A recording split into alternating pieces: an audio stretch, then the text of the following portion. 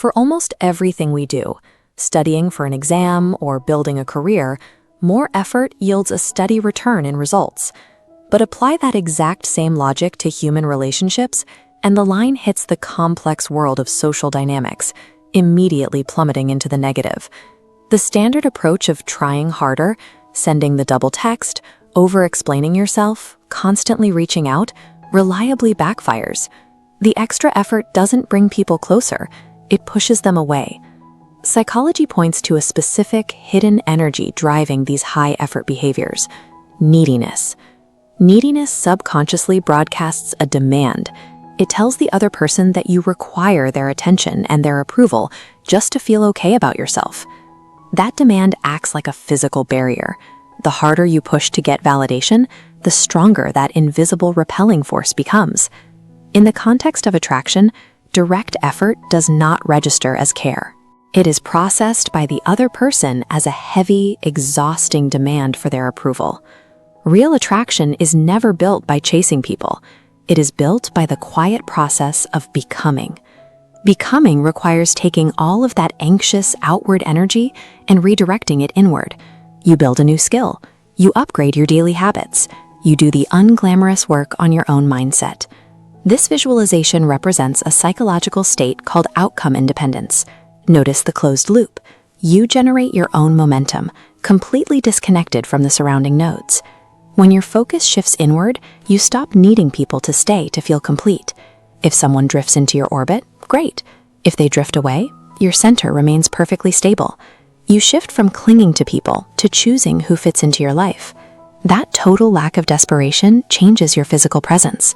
Without the heavy expectations, your energy feels lighter, yet significantly stronger to be around. Humans are biologically wired to place high value on what isn't desperate to keep them. Genuine autonomy signals high social value. When your schedule revolves entirely around others, you become completely predictable. You are always available, hyper-reactive, and eventually easily replaceable. But when you are deeply focused on your own path and your own purpose, you naturally generate social space. Space serves a necessary cognitive function. Absence provides people the actual mental room required to wonder what you are doing and to actively miss your presence. It is incredibly easy to misinterpret how this dynamic works. Creating space is not about acting cold. It is not about deliberately ignoring texts or deploying manipulative tactics to seem hard to get. It is the genuine removal of your emotional dependence on others for your sense of self-worth. You are not pretending to be busy. You are actually busy building your own reality. Space is never a tactic you perform. It is the natural, unavoidable byproduct of having a life that possesses its own direction and depth. This leads to the deepest layer of social psychology, the mirroring effect. This balance scale shows exactly how the effect operates.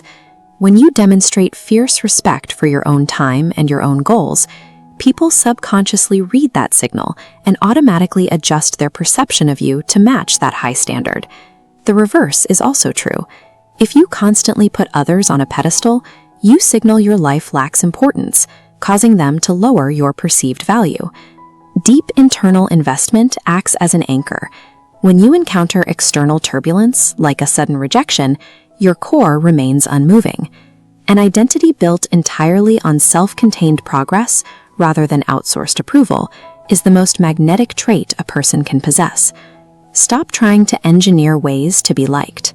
Start trying to grow your mind, refine your habits, and clarify your purpose. You cannot chase attraction, but when your life is full, you no longer need the attention. And ironically, that is exactly when it finds you.